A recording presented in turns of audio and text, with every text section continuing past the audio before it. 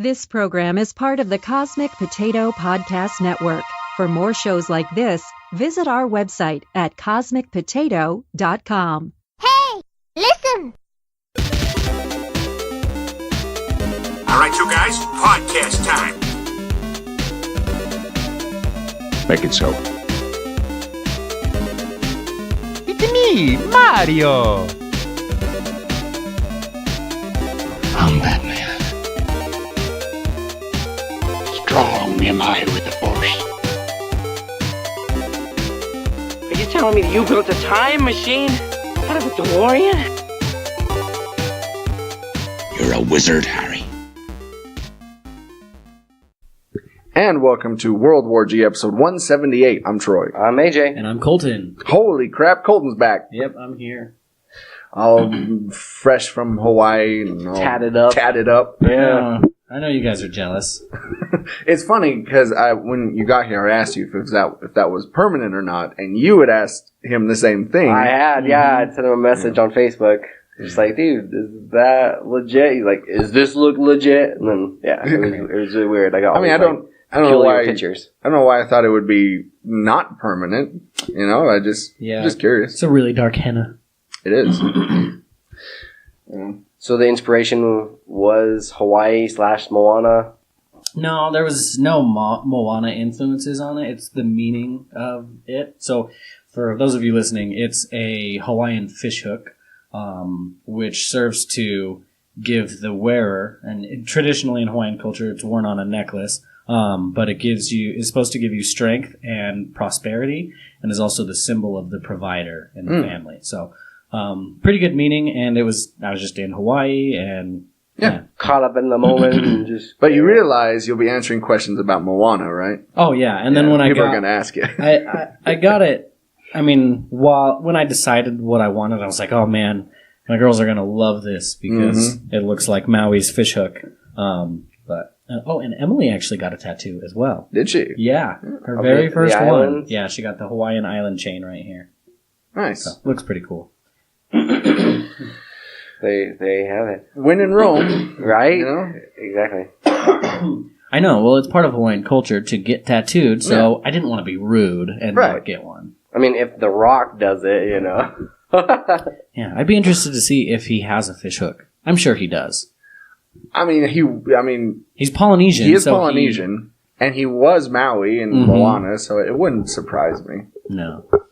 I mean, if Johnny Depp can get a sparrow tattoo, I mean, why wouldn't The Rock get a fishhook? But, I mean, if it does offend you guys, I can wear long sleeve shirts while I'm here. No, it don't. It doesn't offend me. Me, on the other hand, I am very much so offended. My father was killed by a fishhook.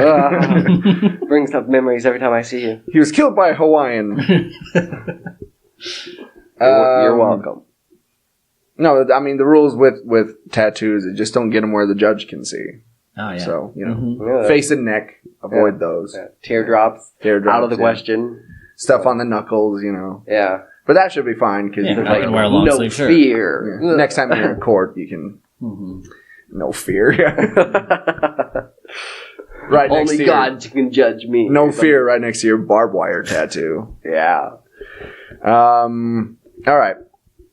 So, I thought we'd do something kind of interesting, because I downloaded this app, this game, on my phone. It's called... now I gotta look, hang on. Downloaded a lot of games lately. Disney Heroes.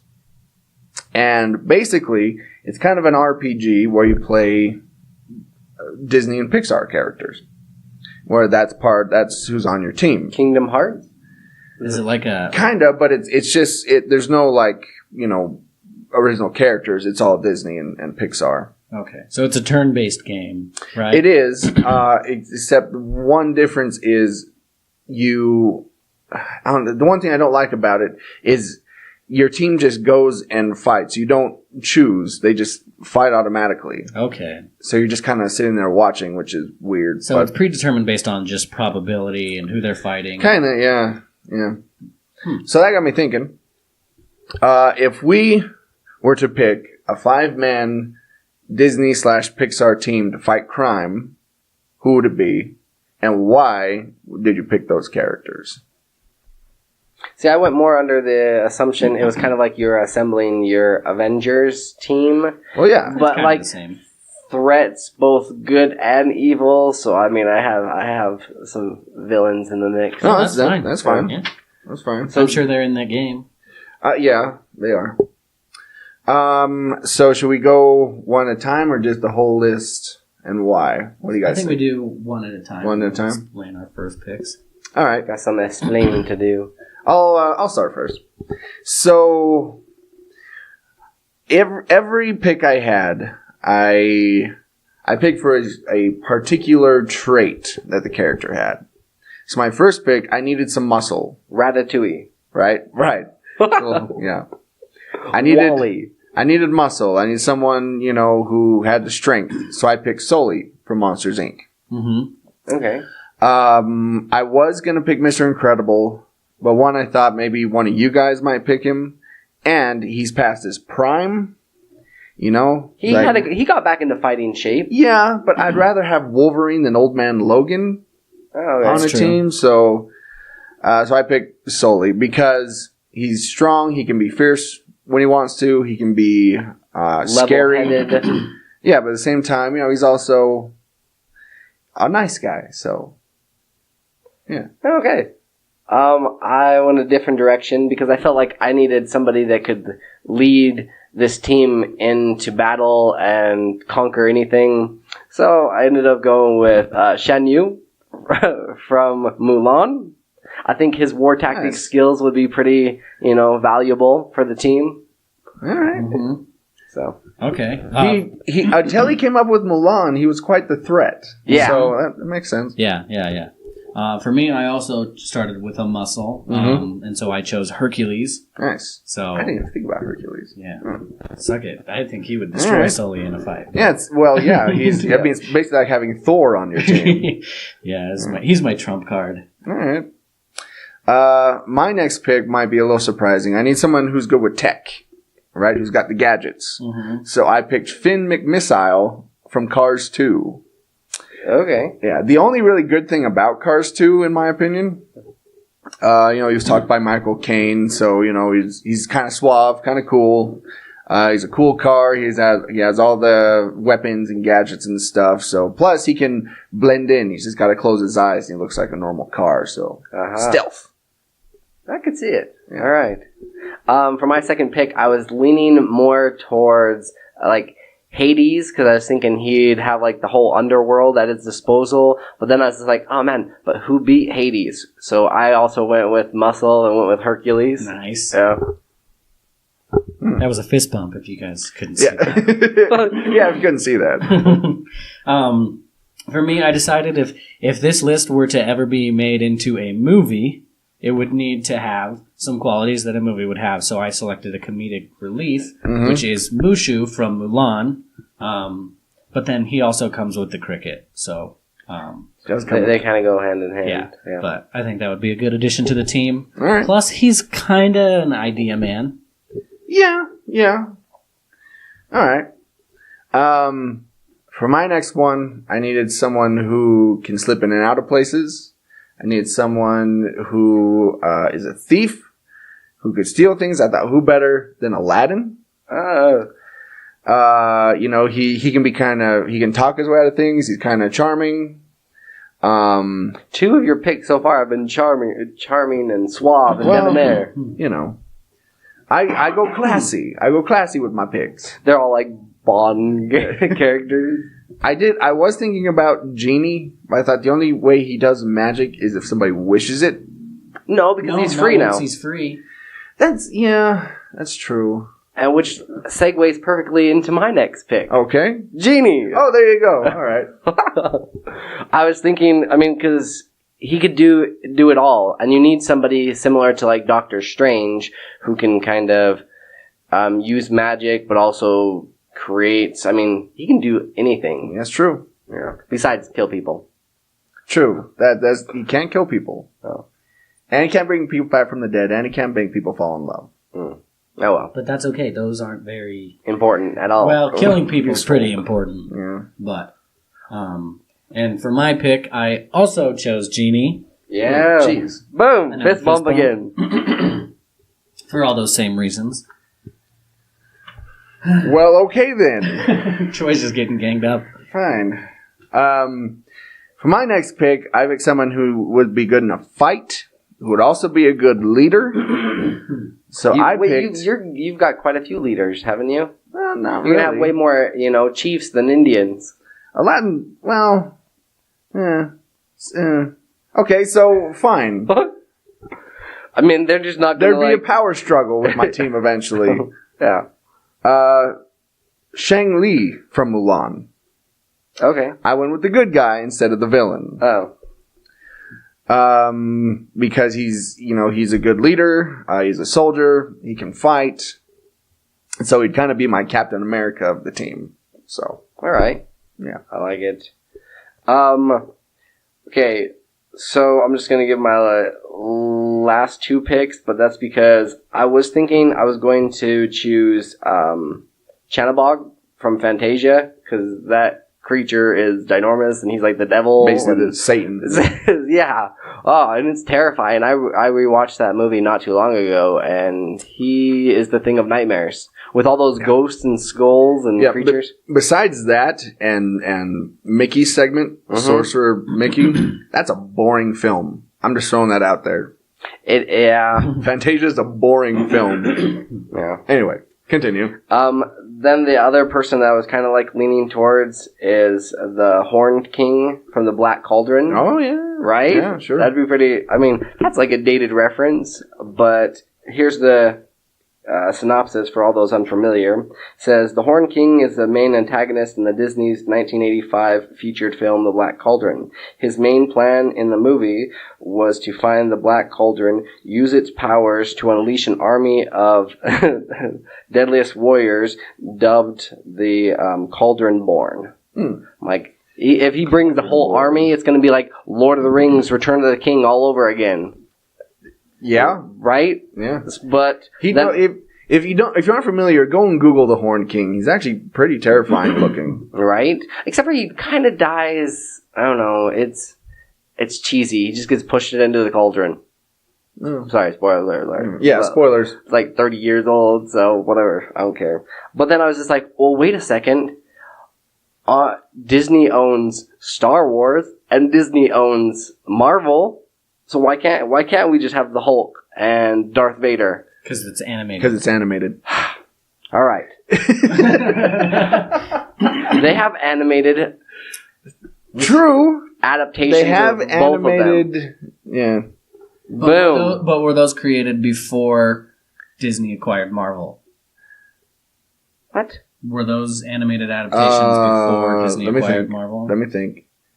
Darth Vader animated was in Rebels, and that was after the Disney acquisition. But I'm pretty sure he's been animated before that in other media. I'm pretty dang certain of it. I'm pretty sure. I think as long as he was in it after the acquisition. I'm still going with it. All right. The Hulk and Darth Vader. Because, yeah, that'd be awesome. Okay, and speaking of that, I was thinking I wanted someone who is skilled in espionage and is kind of like a spy, because every team needs one of those. Sure. And I was like, oh man, Loki, the trickster god, that would be perfect, but he's not animated. So I went with AJ. So I'm finding loopholes here. So I went with another trickster and chose Maui, because shapeshifter would be incredibly powerful, as well as someone who can turn into a bird and fly, you know. Yeah. And shrink down to small sizes and stuff. So plus, he's a great father figure. Yeah, exactly. He's a provider. My last pick, I need someone who could do magic, much like the genie, except I didn't have the boundaries the genie had, kind of as far as like killing people, you know, that sort of thing. So I went with the fairy godmother from Cinderella.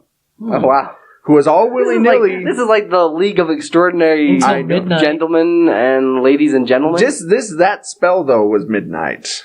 You know, but she seemed very, she just threw out magic. She didn't care. She's turning, mice into men and pumpkins into carriages, and she didn't care what she was doing. It's not like she had any Or she restrictions. didn't know what need she a was wild doing. a She's magic probably wild senile. Yes, a magic wild card, and even if she is senile, that's even better.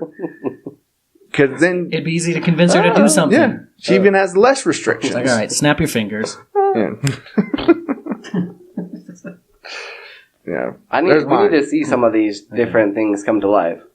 And then for my very last one, I was going to go with the cuteness factor. Mm-hmm. And because everything needs, some character that's cute. Like the Guardians of the Galaxy have Groot, and he's technically animated, but True. I didn't choose him. So And that's why we have you on the podcast. Yeah. The cuteness factor. And so I actually went with Stitch from Lilo and nice. Stitch because he's powerful and indestructible, and he's also adorable. He does have that water weakness, though. Yeah. Yeah. But didn't he get over it? I think he did.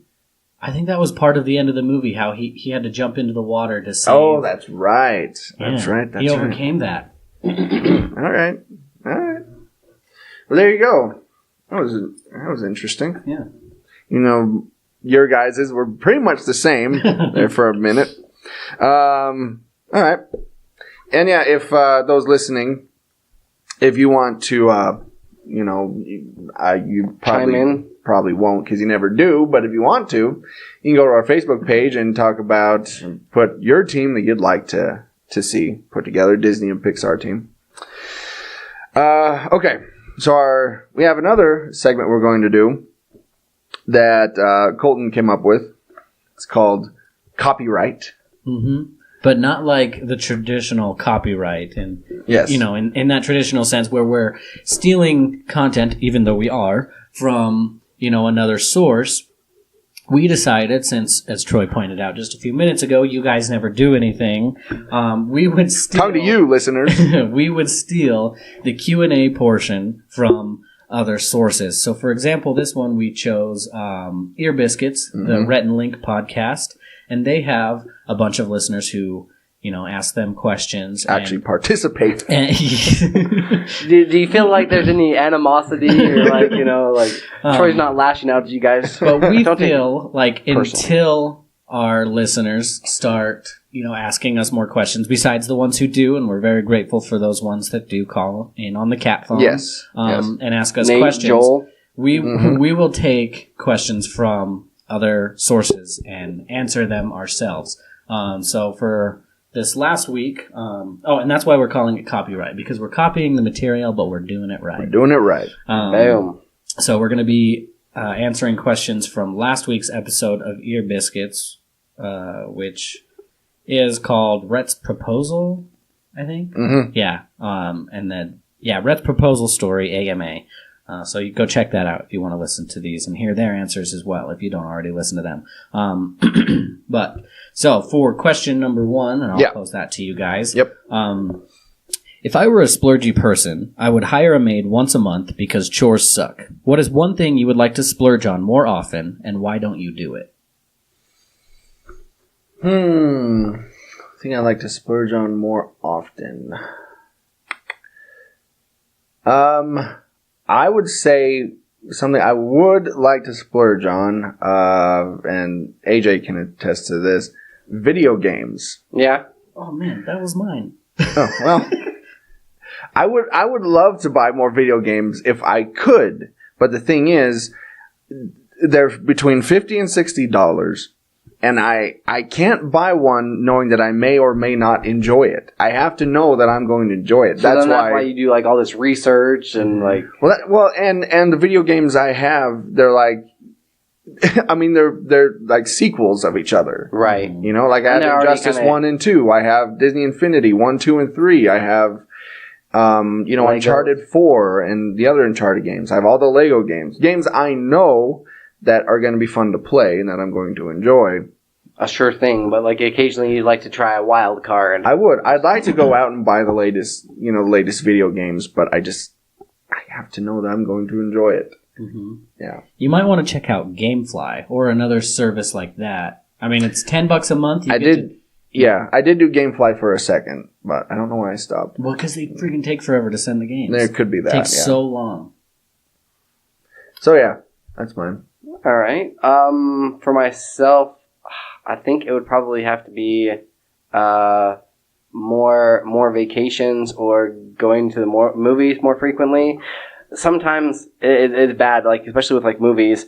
I feel like I'm just like, oh, that's a large investment of time, but I could be doing something better. But then I find like I'm watching like YouTube videos or watching something on Netflix or Hulu, and this is way better. yeah, and then I'm like, oh, I could have gone and seen a movie. So I kind of wish that I like would splurge and just go see it more frequently. I understand that point too, because it also you have to take into account the time that it takes to get to the theater, to wait for the movie to start, and then afterwards. Oh, I seriously go like 10 minutes after the movie has started, so then I can just like miss, because any of the trailers that I'm going to see, I've already seen them on YouTube. Yeah. It's true. So I don't really need that anymore, but yeah, probably that direction. But yeah, you're right. It's about like 3 to 4 hours, maybe longer that you're investing. So yeah, there you go.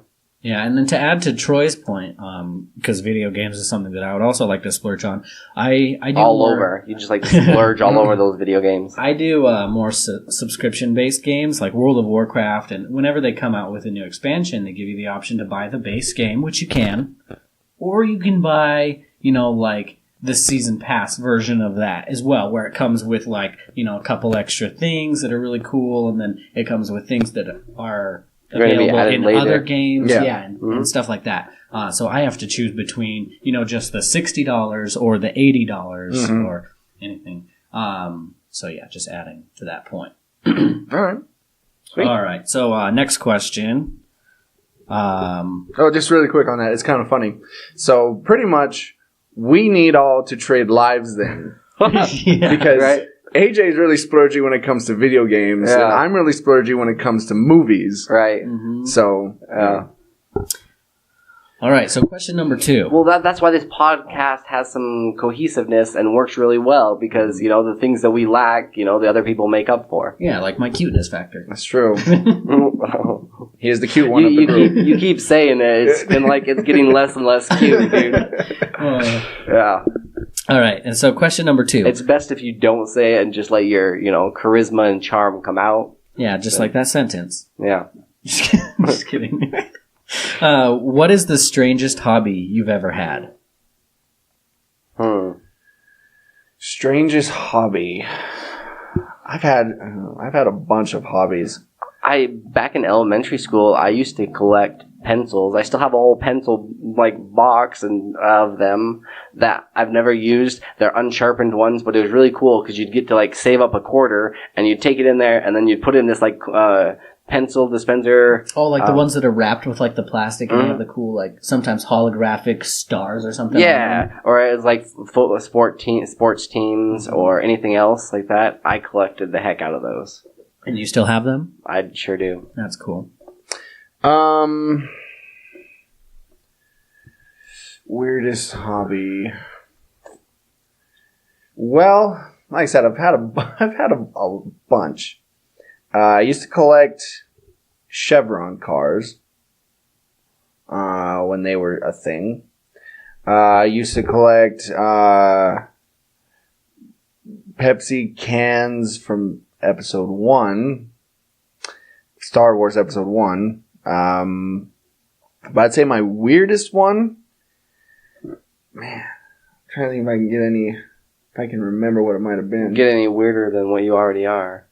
I'm looking at a whole shelf of action figures behind me. That's not so weird. That's not so weird. Yeah, action figures coming. I appreciate that you call them action figures instead of dolls. So the thing that's weird about it is they are not in their original packaging, which means they get played with. I don't know. Sometimes. Yeah, and they're all strewn about right now. Because there was a battle. Yeah. Well, Thanos came along, and the ones that are standing are the ones that survived. Oh. Cyclops. Oh, I see the dust all around them. Yeah. Hydra There's piles of dust on your shelf. Yeah. That's from lack of cleaning, not because Thanos. Yeah, lack of not wanting to deal with that. Okay, I would say a weird hobby I have and still have is mugs. I love mugs for some reason. Yeah. And you don't even drink coffee. I don't. I drink soda out of them. That's the weirdest part. Yeah. No, I do. I love mugs. I have a huge collection of mugs. And every time, I go on vacation or something or go to a store, I always look for mugs. I don't know what it is, but I like them a lot. So. That's cool. Every time I go on vacation somewhere, I always bring a mug back for my mom because she does the same thing. Mm-hmm. But I did that for my grandma, but that was with spoons. oh, Those ornate looking My grandma spoons. did the same thing Yeah. with spoons. the ones that have like a character in the handle. Or something, or like a bell or a random, I don't know. And then it was also... What's with grandparents and spoons? That's so I don't know. weird. They're just preparing for their old age when they don't have teeth. And have to eat soup. Oh, that makes sense. And little teeny spoons that you can't feed yourself. Mhm. Anything. My hobby, I was going to say collecting Rubik's Cubes because I did at some point. I made it a point to learn every type of Rubik's Cube that I could, which I did, but I decided not to go with that one because I had an even weirder hobby. My grandpa gave me a leatherworking kit when I was younger, and I spent like 6 months learning how to and making slings. Oh, wow. And I played lacrosse at the time when I was making these slings, and those are the perfect projectile to put in a sling and huck at someone because you can.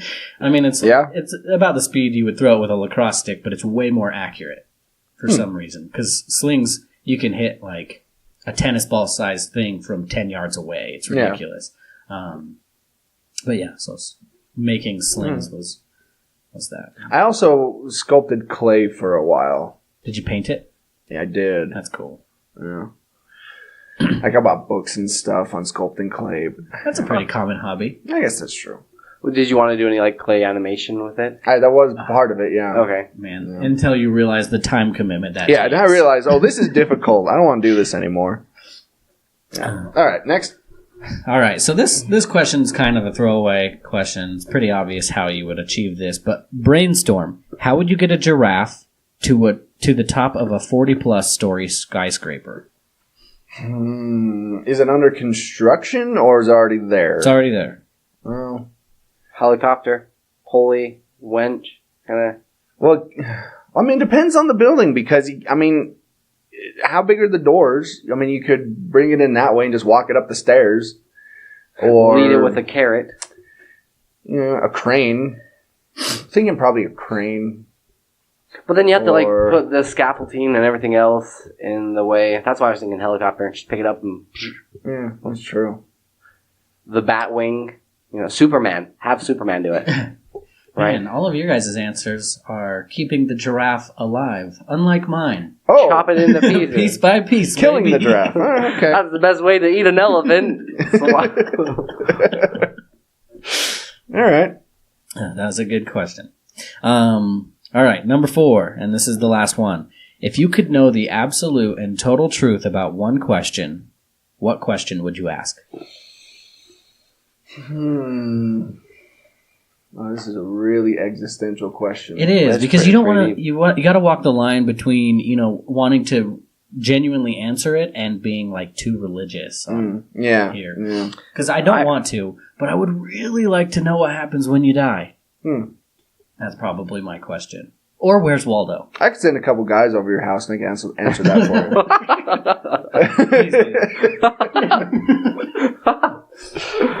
you. The answer's 42, by the way. Oh, man. Should have prepared better for this. Well, Troy's taking it more of a nerdy direction. No, I'm not, actually. Okay. I know Rhett and Link, because I've listened to their podcast, and I know they've talked about how they've wanted to have like some sort of app or program where they can have answers to any questions, like how many times have I breathed in my life, or how many times have I blinked in my life, or how many times have I farted in my life, something like that. Just random statistics. Yeah. And so those questions I would like answered, and others, but man, ultimate truth. I would like to know. I would like to know exactly when and where I'm going to die. And avoid and that how. place like the plague. Well, because I don't think I could avoid it, because if it's fate and set in stone, then I don't know if I could avoid it. But I would like to know, that way I could live up my life, live it up to that point. Accordingly. And if it's set in stone, you can do all this crazy Why stuff. don't you do and that know now? You're not going to die. It's true.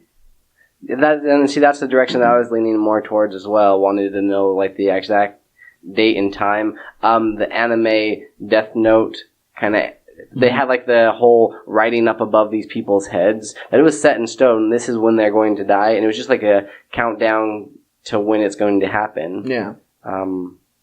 So yeah, probably along the same lines. I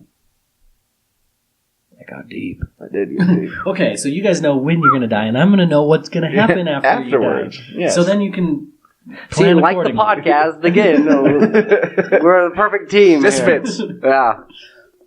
All right. So let's take a break so we can all decompress from that. And when we come back, we got some news. Tons of news. Maybe we'll see how time goes, but yeah. So we'll be back right after this.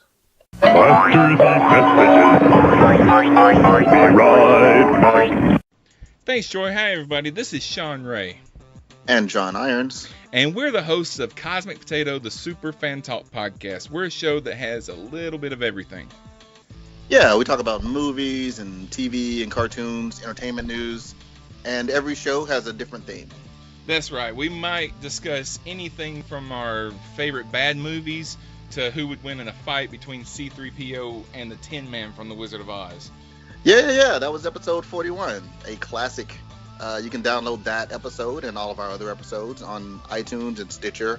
We're on Podcast Addict and, of course, on our website, cosmicpotato.com.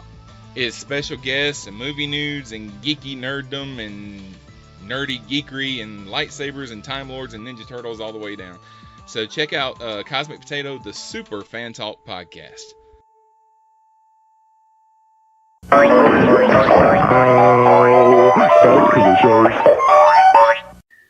And we're back. So we were talking during the break, and we decided, since we have so many news stories. Well, sometimes we don't talk. We just kind of sit there in silence. That has happened, yeah. Just for 10 minutes while we're waiting. Well, then you gotta understand, because we're talking all this time, and then we go on break, we're just like, I'm done talking for a minute. Yeah, that's true. So, since we have all these news stories, we decided we're going to do kind of quick versions of these stories. Kind of basically give a synopsis and then just talk about them and have a general discussion instead of reading the entire story word for word. I like it. Yeah. So, without further ado, Zombieland 2 on track for an October 2019 release. Original cast return, says the writers. This has got me pretty dang excited. It's been 10 years since the first one. It came out in 2009. Holy crap. Right? Yeah. So, what do you get somebody for their 10-year anniversary? Zombieland 2. Sequel, I guess. I thought 10 was the 10-year anniversary. I don't know. 10 bullets. They use that in it. I don't know. But this looks pretty dang awesome. I really hope that they have Bill Murray somewhat reprise his role. As a zombie? Yeah. Coming back. I don't know. I mean, I like Zombieland. I thought it was fine. I don't think it needs a sequel. Yeah, I didn't honestly. Like, this was totally unexpected because it's not the type of movie that has a sequel because there wasn't a real...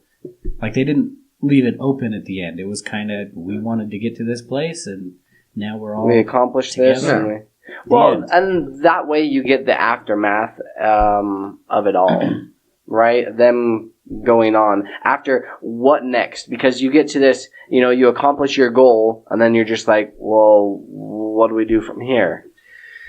Yeah, I will say also, I think it has to do with the original. Besides Woody Harrelson, the other cast were relatively unknown at the time. You know? Oh, they were. Yeah. And now that cast has become big stars. You know, Emma Stone, Jesse Eisenberg, the other girl. Which is another thing. Are they going to start like where they left off? Because if so, that's going to be a huge jump from that little girl being into a woman who's 10 years old. Yeah, is now an adult woman. Yeah, she's still trying to play a kid. Like, I mean, I would imagine they'd have to like have the sequel be in real time, like 10 years later, something like that. Mm-hmm. Where they're at, they need to reassemble for some grand cause. Get the gang back together. The boys are back in town. Yeah. I'll still go see it. Yeah, I'll probably see it for too. sure. Yeah, Zombieland has an interesting place in my life because that was the movie I was watching on the computer when I got arrested and hauled off to jail for a night. Yeah. I was watching Zombieland. So that's always what I think of. And but did you guys ever see Adventureland? that's a story for another time. Yes, I did. And is that a prequel? I Because it has Jesse Eisenberg. know. He's the main character. Zombieland, Adventureland. I think it was an unintentional prequel. I don't think they meant to do that, but yeah. Okay. So, hey, you know Gotham, right? Yes. I'm familiar. No, hey, it's before Batman. No Batman in it, but there's Bruce Wayne. Well, how about this? Here's the pitch. How about we get Alfred his own TV series and set it in the 60s and call that a TV show? Because that's what's happening. So it's a prequel to a prequel? But it has nothing to do with Gotham. Really? It's its own separate thing. Batman's Butler is getting his own live-action series, and it's going to be called Pennyworth. Yeah, apparently I couldn't give 2 cents about it. Like, I've never felt so much love for Alfred that I was like, oh man, I want him to have his own TV show. That's what I thought too. I like him as a character. Series would be cool. Yes. Yeah. I'd like to see the rise of Thomas Wayne. I think that'd be interesting. But Alfred? Because then he would still deal with, like, a lot of those, I mean, the Falcones and some of these big head people, you know? And it'd be more diplomatic as well as there's some shady stuff going on in Gotham. It'd be like Empire. Yeah. Only for, like, white people. Yeah. So that's how you pitch it too. Yeah, Empire, but for white people. Okay, so I'm gonna be like, I don't think I'll watch this. I'm to not be going honest. to. But I would give it a try if they have the actor who plays Negan being Thomas Wayne, like because Jeffrey Dean Morgan. Yeah, because he was Thomas Wayne in the Batman versus Superman. Yeah.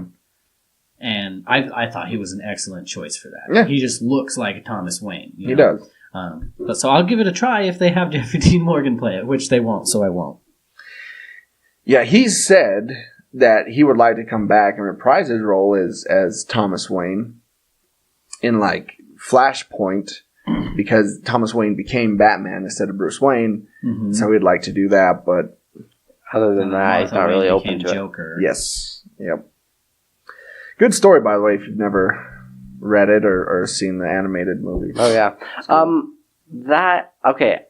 Alfred as a character, I do like that he always comes to Batman's rescue and, you know, has to kind of step in. And I like one of the most iconic scenes is, I can't remember which one it's from, but Batman gets, like, mangled and just beat up, and then Alfred shows up in the Batmobile and kind of, hey, like, hop on in.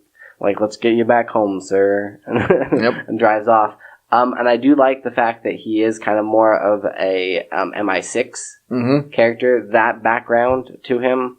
And I think that was added in, right? He wasn't originally that way. Right, no. Now it is canon, though, isn't it? It is. Okay. It's been retconned in the last 20, 25 years that is part of his backstory, yeah. Okay. I think since, like, the animated series, I think they were the first ones to do it. But the thing that's going to lose the majority of the fans is they want to see Batman. They want to see all these other villains. They want to see Gotham. Yeah. And you're not going to get that. And again, if you're going to make it set in the 60s and make it like a spy type of series, then just do that. It doesn't have to be Alfred. It doesn't. You know? Just do a spy series set in the 60s. You know, it doesn't have to be Alfred. But. Yeah. All right. Spider-Man 2. Let's see.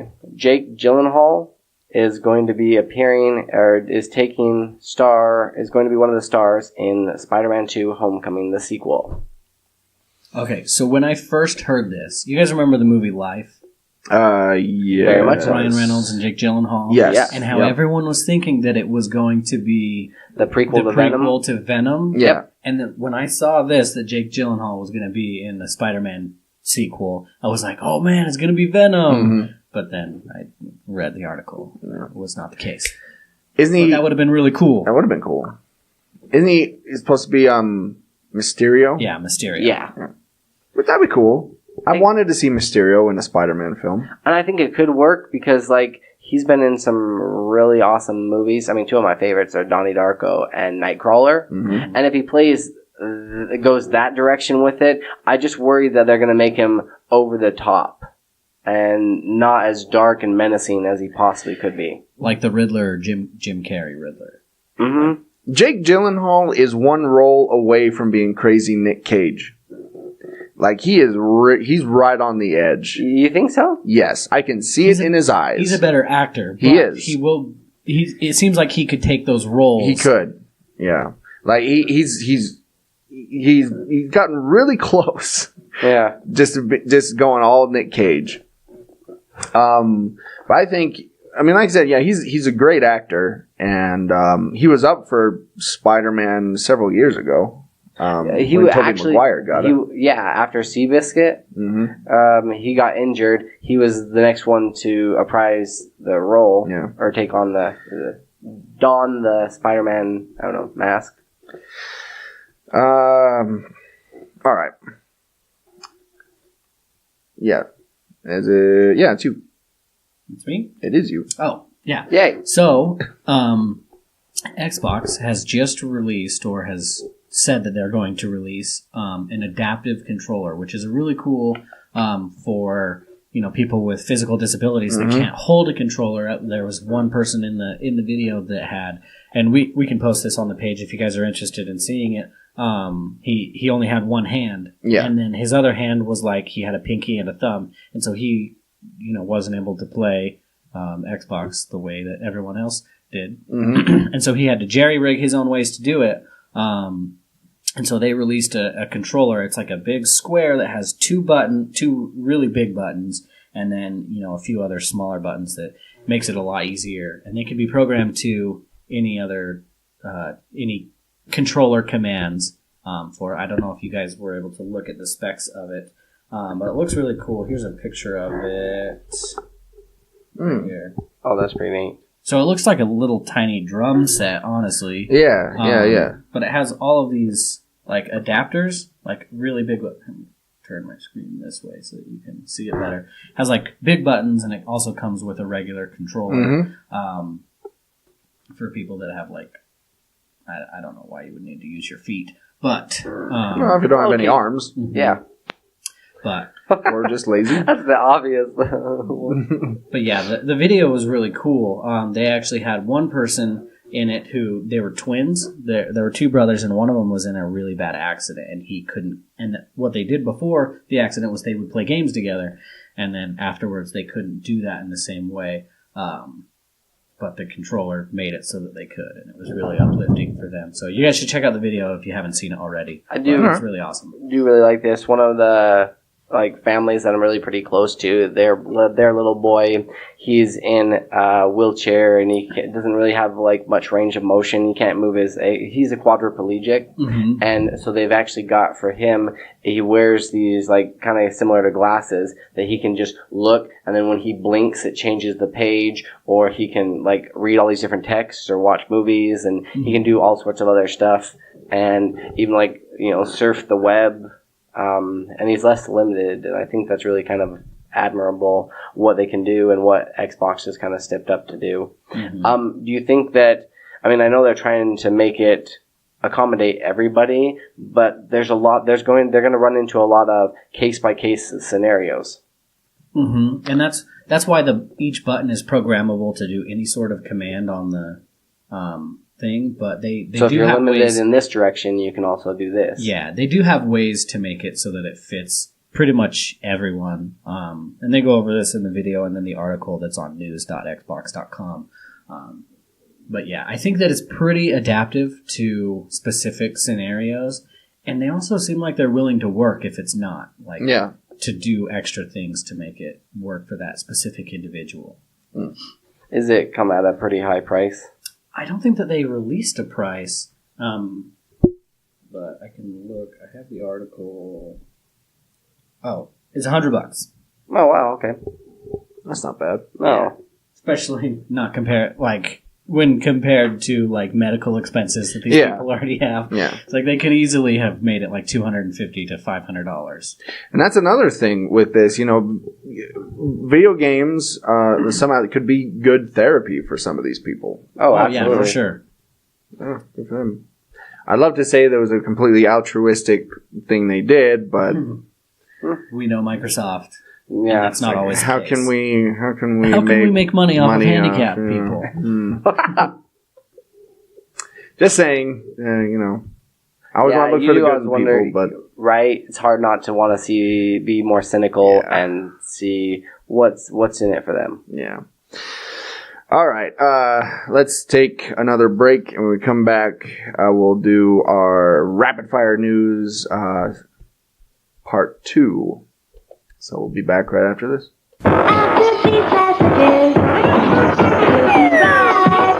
Are you feeling nostalgic about your music listening needs? Do you like the tonal quality that only a record can provide? Then go check out Lavender Vinyl, located at 123 25th Street, Ogden, Utah. Yeah, go talk to Kylie or Blake. They have a large selection of new and used records. They will also buy your old records, maybe the ones that are just sitting up there in the attic, gathering dust.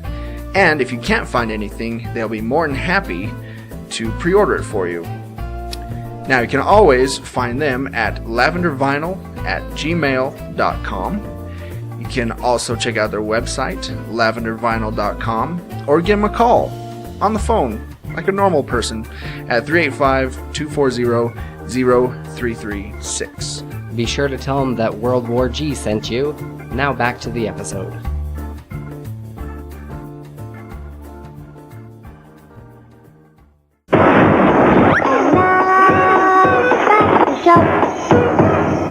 Like it's so crazy to think. It's paradoxical because right now it's not a thing, but as soon as it's invented back today, it's a thing. Right. It will have always been there. Yeah. So what if everything that's happened, like Hitler, the JFK assassination? Yeah, what's that Zeppelin that exploded? That was Hindenburg. The Hindenburg. What if? And Titanic, what if that's the best outcome and it's already been altered through time travel? Like, what if things could have been way worse and now this is the best possible outcome? Well, I think that once we do invent it, it'll be more so to look at and study rather than, like, not to intervene or to change it in just any to way. see things how they actually were? Yeah. See, that's what I'd like to do with time travel. Like, I wouldn't interview, and I just like to watch. Because maybe that's what it'll be. Maybe it's time travel. We're going back and seeing that time, but we can't interact with anything. We're not physically able to. You're in a bubble, Mm-hmm. You have to be able to travel, but it looks similar to like Lost Worlds Jurassic World, where you're in that little bubble ship and you're just kind of watching it and you can't stop it. And if you think about it, just inventing time travel changes history. It's true. I already know what I'd call it. I wouldn't call it time travel or a time machine or something like that. It'd be like, I'd call it something God related. Where, you know what I mean? Like if you do believe in a higher being or whatever it is, that he doesn't intervene and influence people in any way. Well, other than their beliefs get skewed. Like they go to war because of him in his name, kind of a thing. Right. But I call it like God mode. God mode. You know what I mean? I don't know. I already mentioned it. So you wouldn't really intervene. You just have to watch, and if you don't like what you see, then don't go that time period, or don't go that. Yeah. But I think also if it was ever invented, you could only go to the past. Like I don't think you could go to the future, could you? Because then you get into the realm of, you can go to the future and you can see what happens, but then you come back to the present where you can interact with things based on what you've seen. I don't know. It's pretty crazy. Pretty crazy. Yeah. Because I mean, the past has already happened. So if you could tap into the past, it's already there. It's already happened. It's something that's already been fixed and it's finite. Whereas the future, I talk about it all the time. And like Back to the Future, it's not fixed. It's not set in stone. So the future you may go back to or see may not be the one that actually comes to pass. You can't alter the past, but you could alter the future if you were to. No, you can't, because if you go to the future, if you look back at the present, that's the future's past. Wait, what? So you can't alter anything to change the future. Because if you go into the future, your present time where you're from is the past of that future. And if you're saying you can't change anything that happens in the past, then you can't change the present to affect the future. Why wouldn't you be able to? If you saw, like, for example, Trump becoming president, and then you look, in the future you saw it, and then you go back and you take him out, on The Apprentice. Because it's You're fired. Wow. Because he's going off what we were just talking about. You can't change what's already happened in the past. So if you do go to the future, your present is now the past. So you can't change the past where you're from.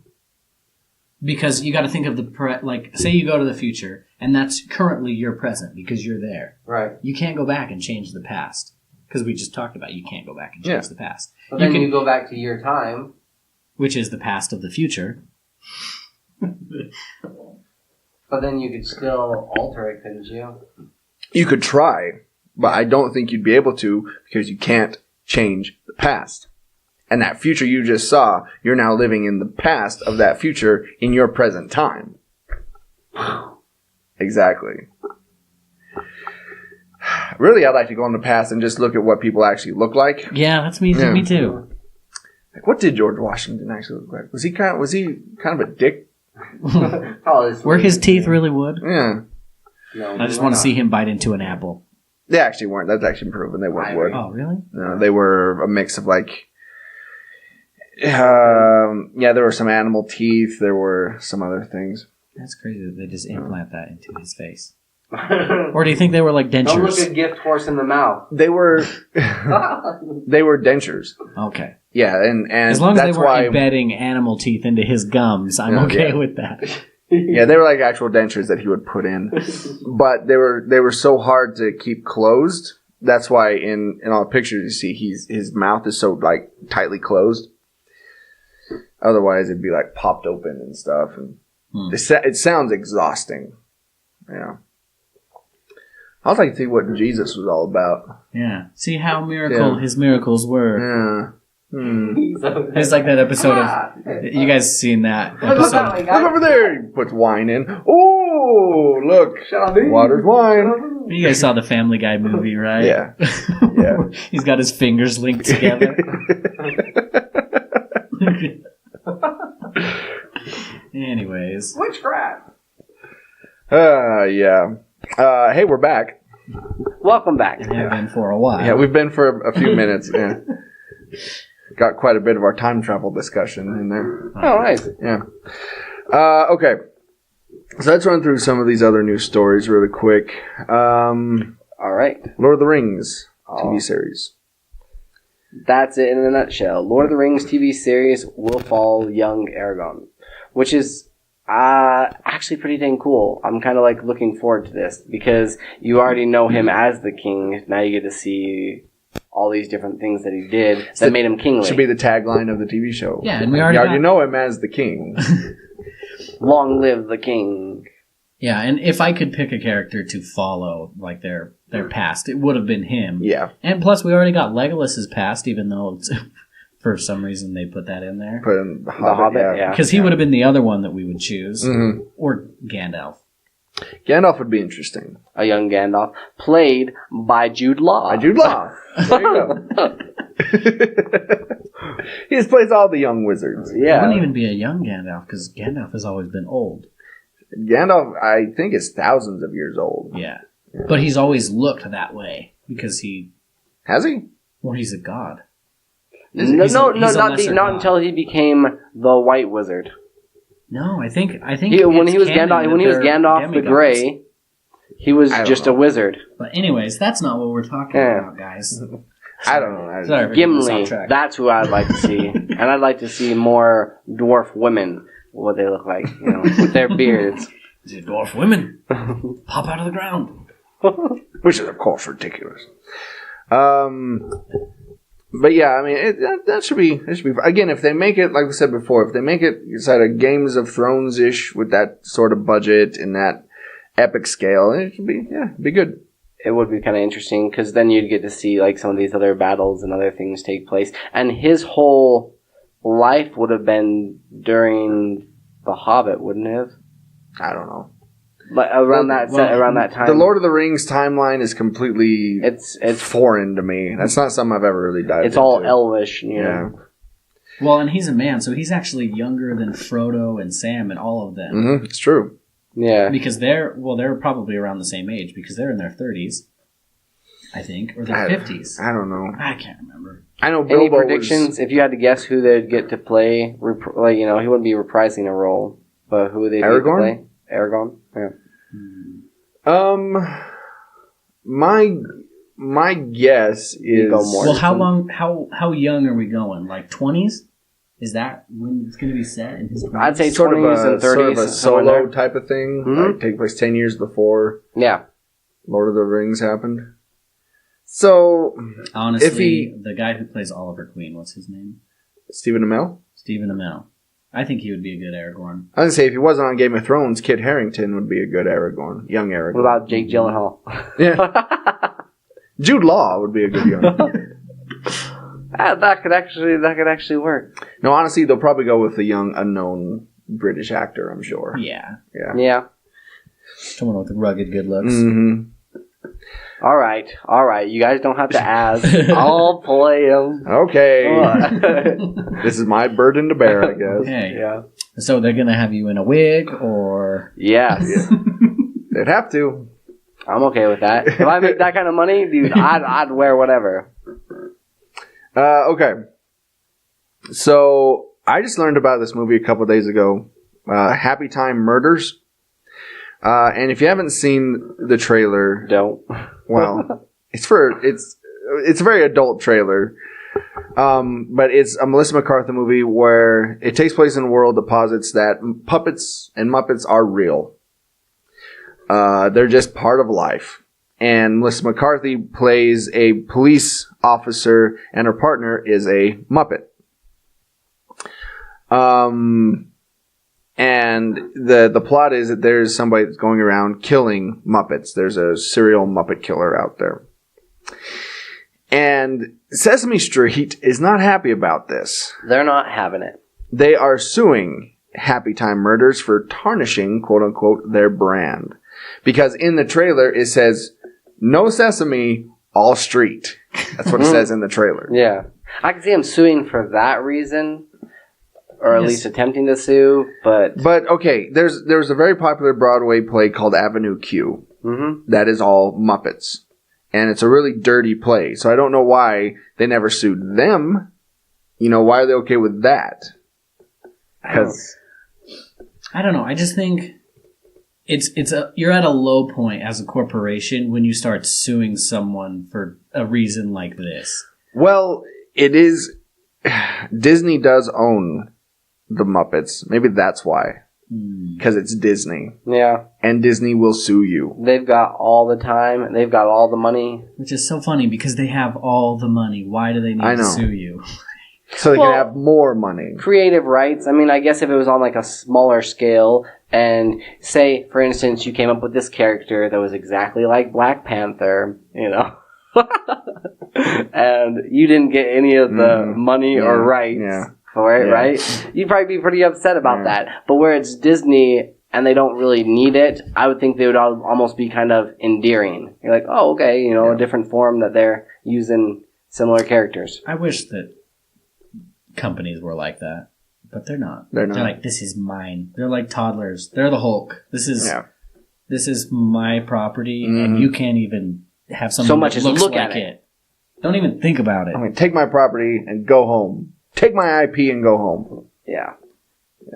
But my Panther character was created in the mid-90s, and Black Panther's been around since the late 60s, so technically I ripped them off. Must have been some subconscious. I thought you'd appreciate that deep cut. I must have. And maybe thought it was like a dream. Like, this character, it just came to me.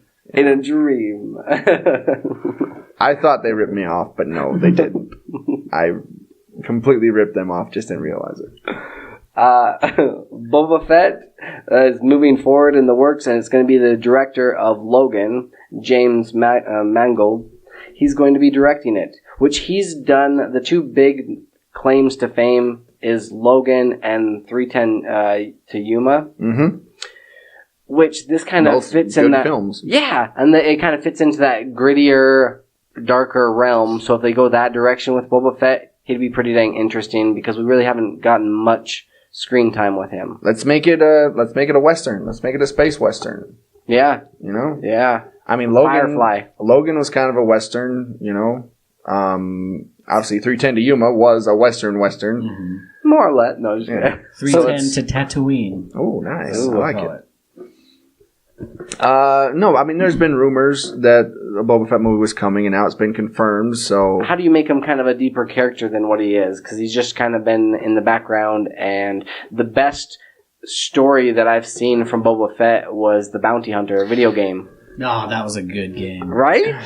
Except that was Jango Fett, but... Oh, was Jango Fett? It was Jango. Oh, it was just called Bounty Hunter, that's why. Right. But still, it was a good game. Like, I'm thinking of similarities, though. You know what I mean? Yeah. Or I'm not seeing a good Boba Fett story. Perhaps there is. Well, I mean, you give him, you know, like they're doing with, or what they did with Solo. You know, you just give him a backstory.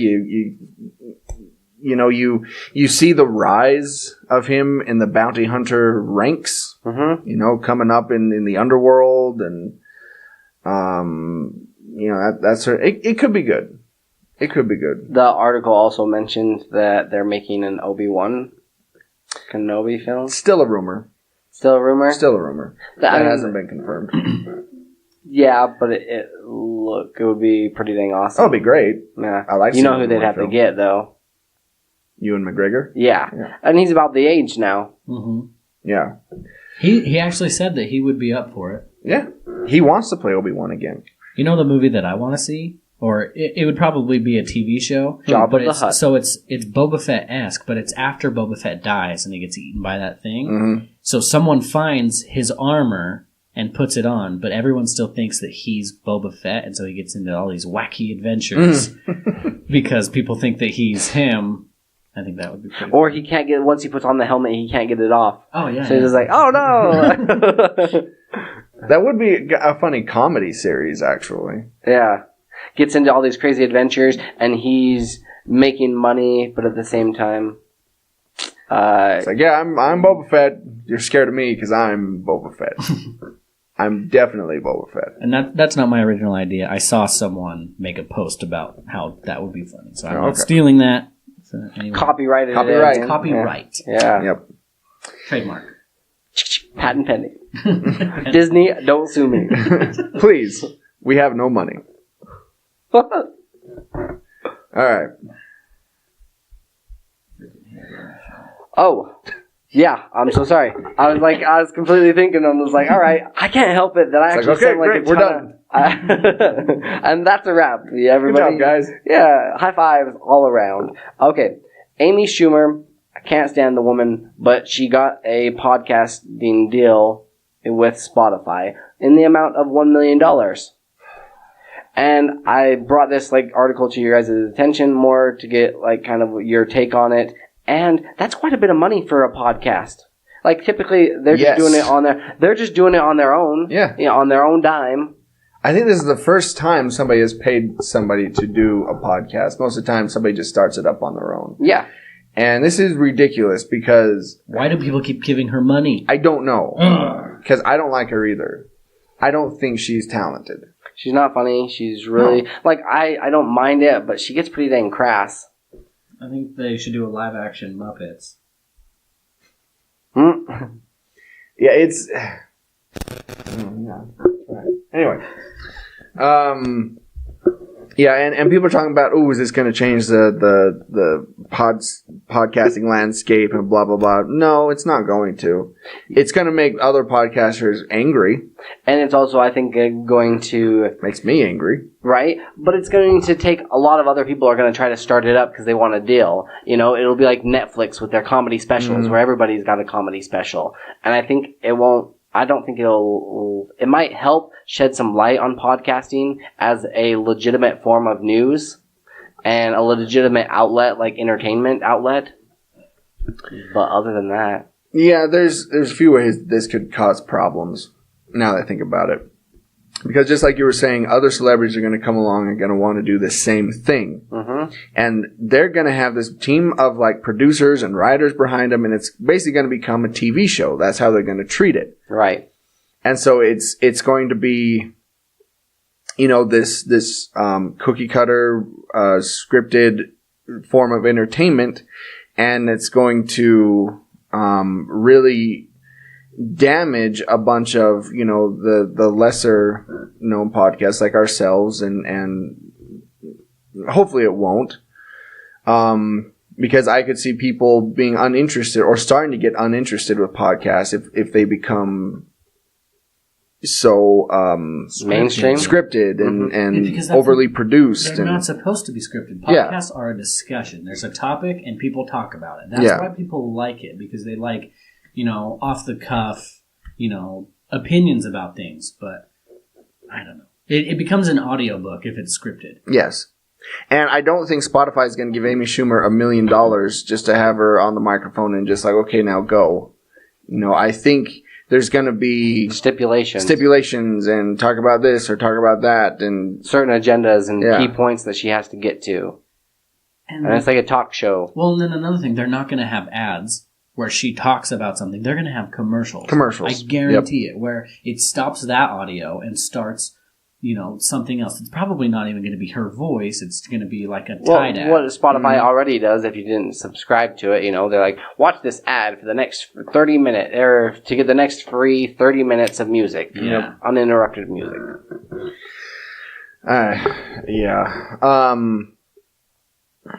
It's annoying that, you know, that a lot of the times these famous people, celebrities, see these trends like a podcast and then hurry and jump on it and, you know, make it really, you know, make their podcast really overly popular and get really successful, and then people just get burned out of them. Yeah. Right. Well, and it's kind of like, so I thought about this last night. I watched the trailer for that new Bigfoot movie that's coming out. Yeah. And I was looking at the cast, and it had like LeBron James, and Ocean's 8 has like Rihanna. I am so sick of these celebrities that are not actors coming in and being part of movies. Like, do you not have enough money doing what you do? You have to invade someone else's space? It's okay for a cameo, but... Yeah, but like, especially when they're not good actors, and they're there because they're stars already. Mm-hmm. Because they want people to come and see their film. Yeah. Yeah. It just makes me mad. Hulk smash. I don't know. Well, I mean, I guess we'll see how this goes, but because it's going to affect us, you know, positively or negatively. Yeah, whether we like it or not, this could affect us. Personally. This could be our last episode, guys. Yeah. All right. Let's take our last break, and we come back. We got a bunch of stuff to review. So stay tuned. Yeah. We'll be back right after this.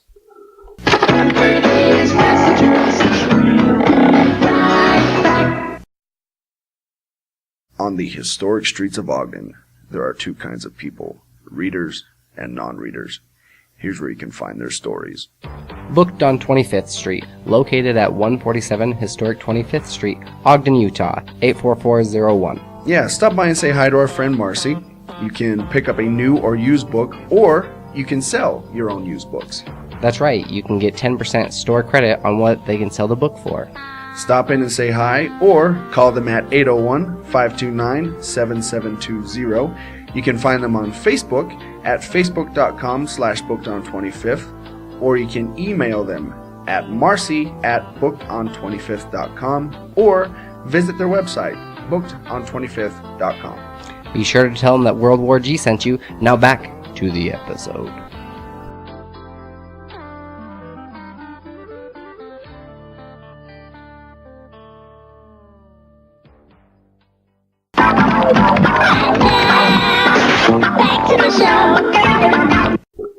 And we're back.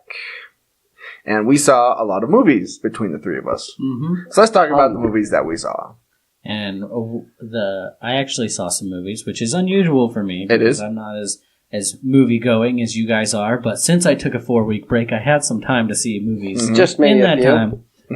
So the first and foremost, the one that I saw most recently was Life of the Party, the new Melissa McCarthy movie. Mm-hmm. Basically, the plot of this movie is this mom goes back to college to finish up her degree, and all the drama that follows that. And it's a Melissa McCarthy movie, so you know how she is. And Yeah, she's shenanigans. typecast at, like, she basically plays herself. I'm pretty sure that's how she is in real life. But it's one of those movies you shut your brain off, and you just have a good time. It was really funny. It had a lot of the sudden humor and the quick wit that Melissa McCarthy movies do, but with none of the vulgarity. There was hardly any swearing in it, which was really surprising. There were some gross, like, there's some potty humor in it. But other than that, it's pretty family friendly. I mean, I wouldn't take small kids to it, but 15 and up maybe would be fine. PG-13 maybe, so 13-year-olds enough. Yeah, if they've been through maturation, they should be good. But yeah, it was really funny. Had a lot of twists in it, a lot of plot twists. Definitely worth seeing if it's the only thing that you haven't seen yet and you want to go see a movie. Right. If you haven't already seen, Solo or Infinity War, or yeah. So out of 5 Vagoogles, I knew you were going to say that. I'll give it a 2.5. Okay. I've seen bits and pieces of it, just working at the theater. And, it looks okay. Yeah. Looks alright. Next one, 2 of us have seen. Colton and I have seen. Man, I really haven't seen many movies. Yeah. Overboard. I'm slacking here, guys. Which is a remake. A remake? Well, no, it's a reboot because it's in the same timeline. Yeah, it's in the same timeline. Same universe. Yeah, so I didn't even like the original. It's a sequel. Technically, I guess technically it is. Get into it. Yeah, there must be something about that water. But yeah, this stars Anna Faris. Anna Faris and some Spanish dude. I don't remember the guy's name. Some Mexican comedian. Oh, he's a comedian? Yeah, that's what he is by trade. Yeah, he's a comedian. Anyway, and so what happens is Anna Faris, she is a single mom. She's working 2 jobs. She delivers pizza and she cleans carpets. Well, one carpet she has to clean is on this giant yacht that this really rich guy owns. And drop my pen. He dropped his pen. And this rich guy ends up being a dick to her. Ends up pushing her in the water, throwing her machine, so she gets all pissed off at him. Well, she gets fired. She loses her job. And has to pay the carpet company a bunch of money to replace the vacuum. And in the meantime, what happens to the rich dude is he is heading off to see his father, who is dying, so that he can take over the company, building goods company that they own. And he ends up falling overboard and gets amnesia. Aha. And so Anna Faris, seeing that this guy now has amnesia, pretends to be his wife, so that she can, 1, take advantage of him and make him do all the chores around the house and everything, kind of get revenge. Because she's working on getting a nursing degree or whatever. And so she can study to become a nurse. She's trying to better herself, guys. She doesn't want to work in the pizza carpet cleaning business forever. Yeah. And so that's, in a nutshell, that's the plot of the movie. I wasn't expecting much going into this. The only reason I saw it is because it was the only thing playing at the time. Mm-hmm. And I got off work and I was like, yeah, why not? So it's free. Before I started dating Emily, I had never heard of Overboard, but it's one of her and her mom's favorite movies. So she made me see it when we started dating. I'm not surprised at all. And I saw this trailer and I was like, this movie is gonna suck. And literally the only reason why I saw it is because I had to, because we saw the original Overboard, and now it's like it makes sense to go see it. Yeah. That's the only reason why I saw it. And we were in Hawaii and didn't have anything to do. You were in Hawaii and didn't have anything to do. We had 4 hours. I was like, wait a second. That's an oxymoron right there. We had 4 hours to kill before our flight. Oh, okay, so it's kind of at the end of the vacay. Mm-hmm. I get it. All right. Oh, that makes sense then. It's like when your mom says, it's summer break and, you got nothing else to do. Yeah. Mom, I can't do anything, or I'm bored. She's like, well, you want to do some chores? Clean the house. I'm not that bored. Okay, never mind. And actually, I was surprised. I mean, it's not a great movie, but it has its moments. It's better than the original, I thought. Yeah. That's because I'm a movie snob and I don't like anything older than 2002. Oh, fair enough. I don't like anything older than anything in the 70s, and older is no good. But yeah, it's like I said, it has some sweet moments. And Anna Faris and the other dude, sorry, I forgot his name, actually have really good chemistry. Mm-hmm. And even the kids are actually pretty decent in this as well. Yeah. And the supporting characters are surprisingly funny, and there was a few laugh out loud moments that I had. Cried a little bit. I kind of did. I teared up a couple of times. That's any movie, Troy. I'm pretty safe to just say, dude. Years ago, I opened a gate. And it can't be closed. And it can't be closed anymore. A tear gate, yeah. Watergate. I opened the tear gate, and I can't close it anymore. I tear up at commercials. I'm watching TV, so it just happens. And it's a really wholesome film. It is. It's super family friendly. I mean, there's some. It implies a lot of things. Yes. But it's really good for families, and it makes you feel, and it makes you want to be a better dad. Like for me in particular, because I have children, and I was like, man, this guy's freaking killing it. I need to step up my game. Mm-hmm. I came home and immediately cleaned out the litter box for my kids. Speaking of implied things, I know you want to finish up the review, but show dogs, had you read that article or heard anything about it? No, I don't want anything to do with show dogs. There was a scene apparently in it where the dog was kind of had to force itself to go to this happy place, because one of the things that you have to do when you're being put on display is have them the examiner check you out completely. Mm-hmm. So it implied that they had to go to their happy place, and they actually got pulled from the movie theater. Wow. Yeah. Anyway, yeah. So out of 5, I don't know. Out of 5 bags of cement. Sure. All right. I'm sitting at probably 2.5. Yeah, that's probably where I am too. Yeah. Maybe a little higher. I don't know. I'm a lover of comedy, and anything that makes me laugh for a good portion of the movie, I'm willing to give it more. Okay. But yeah, it's really not he's at 5 is what he's trying to say. I'll go with 3. I'll do a solid 3 on that. It's really not bad. I mean, if you want to go see kind of just a nice, easygoing movie that you can take, the kids to, and you don't want to see Infinity War or Solo again, you can go check that one out. And don't let the trailer fool you. The trailer makes it seem like a way worse movie than it actually is. Yeah. way to stand your ground. I don't know. A lot of the times when I'm reviewing movies, I'm thinking about it and I'm like, oh, I really liked it, and then Troy's just like doom and gloom over here, and just like, I have to change my score, and it's like, oh, I'd like to say it was like a 4.5, but no, I'm just kidding. I don't feel peer pressured at all. Speaking of which, movie you saw? Oh yeah. So the newest DC animated movie is Batman Ninja.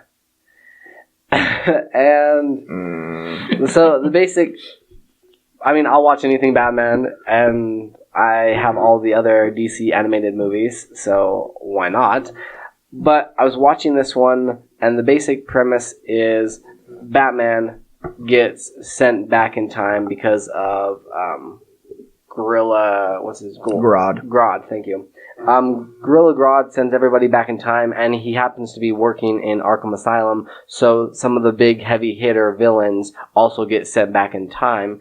But it's kind of strange because Batman, I guess, went back in time at a slower rate because because he was further away from the explosion, is what I'm thinking. But he was sent back about 2 years, so these other villains have had 2 years free reign of Japan. Then this is during a time where there's civil unrest, and so they just kind of fill these powerhouse leaders' positions. All right. So I have a quick question: do their bodies get sent back in time, or do their minds get sent back into their older bodies?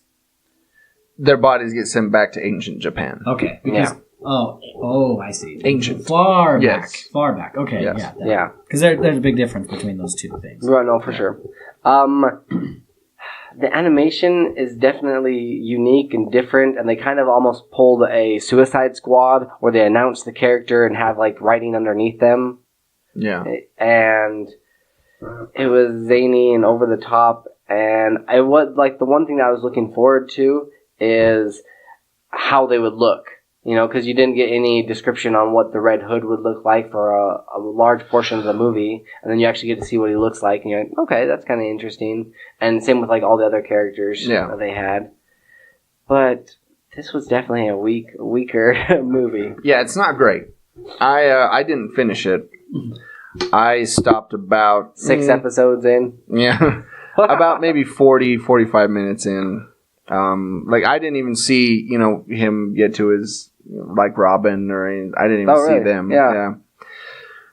I just, I don't know what it was. I don't know if it was the animation or the writing or the performance or mixture of everything. I didn't like it at all.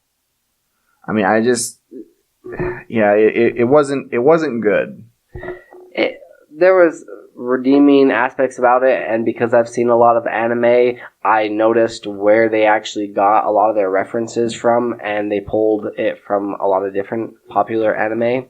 So I appreciated that. They tried to go a little Kung Fu Panda as well, but there was a lot of betrayal and stuff going on. Like, it's similar to other animes. And you can know that something's going to be a little cheesy or hard to get through if they have ninja in the name. Like Samurai would have been a better choice, don't you think? Teenage Mutant Ninja Turtles. It's had its moments. And you're like, as a lover of the fine arts, it's had its moments. Look at their live stage show. It's had its moments. Okay, but in that particular title, ninja is not the lamest word in that. It's probably like turtles or teenage turtles. Yeah. Ninja is probably one of the redeeming factors of that title. Yeah, you're right. A lot of the times you can tell if something has the word ninja in it, it's not going to be that great. Unfortunately, because a lot of the times, like the really great ninja movies don't have that in the name. They don't. It's not necessary. If you have to throw it in there, it's probably not going to be great. But there's ninjas in it, guys. The Grandmaster is like one of my favorite movies. It's fantastic. And there's a reason why they don't put ninja in the title. It's because everybody else ruins it. Mm-hmm. I don't want They were probably going to have it be Grandmaster Ninja, but then they're like, well, let's mix that last one. The Drunken Master, Way of the Dragon, these type of movies. Crouching Tiger, Hidden Dragon. No ninjas in there. I mean, there are, but not in the title. Right. They don't even say the word ninja. No, they don't. Okay. I'm sitting at out of 5 ninjas, I'm probably at about 1.5. I'm at 1. I heard a and I was in like, there too. Are you going to do 4? No way. 5! Yeah, because it's Batman. No. Even Batman couldn't redeem this movie. No, Batman couldn't save himself. No. Like the tragedy of Darth Plagueis the Wise. We don't speak of those movies here. So, this... Troy just, edits that part out. Yeah, for that, I'm cutting Colton completely out of this episode. Oh, man. No. No cuteness factor in this one. So here's... This may be a surprise to some. I saw Deadpool 2. Woo-woo! Yeah! Now, everybody, it's no secret my feelings on this character. I hate Deadpool. I think he's a stupid character. I've never liked him. I hated the first film. But... That going in. But... What? That being said... There's a but. But... I have to admit... This one... It wasn't bad. Aww. It wasn't bad. I actually... You laughed. You enjoyed yourself, didn't you? You did. I did. Not in the theater. What? I did. I enjoyed it. Okay. I enjoyed it. You're not a Deadpool fan, but you're a Deadpool 2 movie fan. Yeah. Right? I laughed. It was entertaining. Okay. Scoutmaster? Look. Okay, here's the reason. I was thinking about this. The first one, it was nothing but shenanigans. Yeah, it was dick jokes and fart jokes and, yada, yada, yada. And that's all it was. That's why I hate the comic. That's why I hate that character, because that's all it is. It's just joke, joke, joke, joke, joke, and nothing's ever serious. This one actually has a little bit of heart to it. Huh. You didn't cry, did you? No. Okay. Almost. This one, there are actually parts where they do take it somewhat seriously. And I appreciated that. And in that context, that's where Deadpool can work. Yeah. If there are moments of... you can break the seriousness with some levity, yes. But as long as there are some real moments there and some serious moments and some heartfelt moments... Yeah.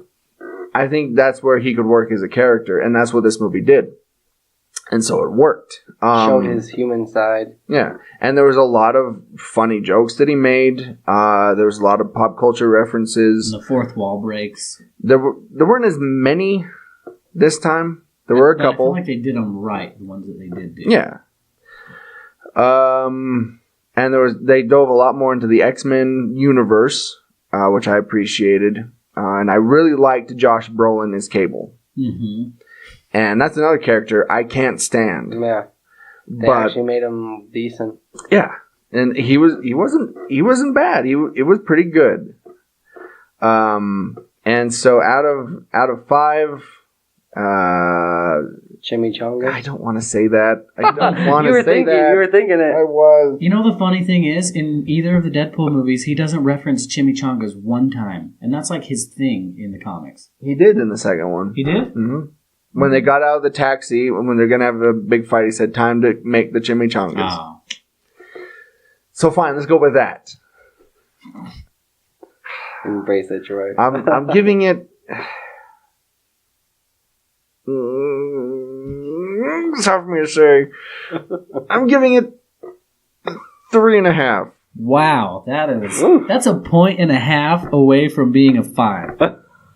Guys, I feel like we've made some real progress here today.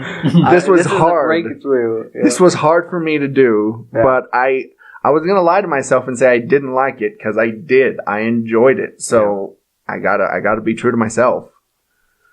I still hate the character. Don't get me wrong, but hi, my name is AJ, and I'm a Deadpool fan. That's funny. Yeah, I really enjoyed it too. I give it a 4. And Emily actually said something that I didn't think about, but I totally agree with. Like, there were points when I was watching this movie when I was like, I'm really glad I'm watching this movie. And that's kind of how I felt about the first one too, but I really like this one. And I Different director really seemed to help. Yes. Yeah. And he was already better established. And maybe? I feel like Ryan Reynolds had more sway over this movie and everything that happened in it. It's so funny because for this movie, it was going to be the original director who did Deadpool 1, but he wanted to take it a different direction and he wasn't listening to Ryan Reynolds. And so it's so funny that they got rid of the director instead of the actor, which never happens. Yeah. And Ryan Reynolds does get a writing credit on this. And so if he was the one that kind of changed the direction, then bravo, you know. My favorite part of the whole movie is when he signs the autograph for that kid and he signs it Ryan Reynolds. Yeah. Man. Yes, there were some funny moments and there's... Or when he called Cable Thanos. Yeah. That was really good. And he called him One-Eyed Willie from Goonies. So that, you know, 2 Josh Brolin movies there. That was pretty funny. What was I going to say? Oh yeah, the end credit scenes with the Green Lantern.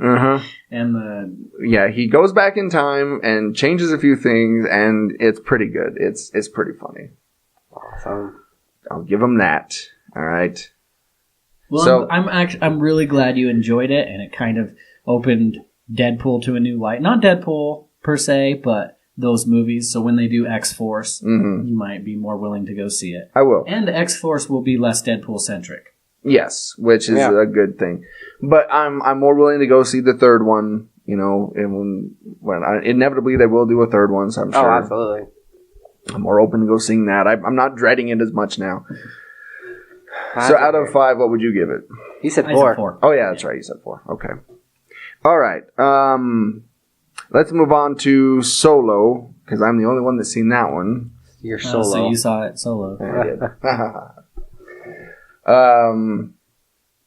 So there's been a lot of negative comments about this movie over the internet. I think it's sitting at 60-something on Rotten Tomatoes. People aren't really digging it. Myself, I really liked it. I did. I checked it last night. It was 53. User score. The user score was, which is the one that's important to me.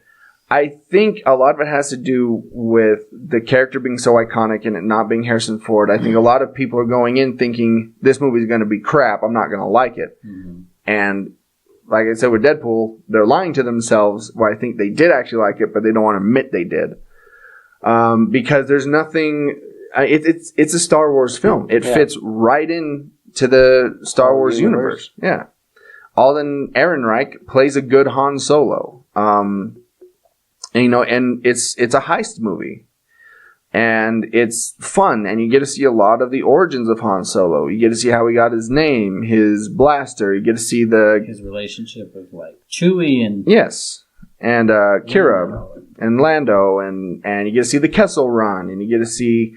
You know, all these, I mean, there's no Force users or anything in it. You know, it's just... They kept it in the universe, but they didn't, like, rely on it. Yeah, they didn't rely on it. And this is before Han Solo turned cynical, right? Yeah. Okay. You could see, right at the end, you can see that was starting to come out a little bit because of... a reason, yeah. I'm sure because of events in the movies. Based on who's in the movie and who's not in the future movies. Right. Why he's cynical. But yeah, and you know, you get to see, Lando is great. He wasn't in as much the movie as I thought he was going to be. I mean, he's in quite a bit, but he comes in fairly far into the film. Donnie Glover? Yeah. Donald Glover. Yeah. That's why he goes by Donald, not Don. Yeah. Yeah, he's great.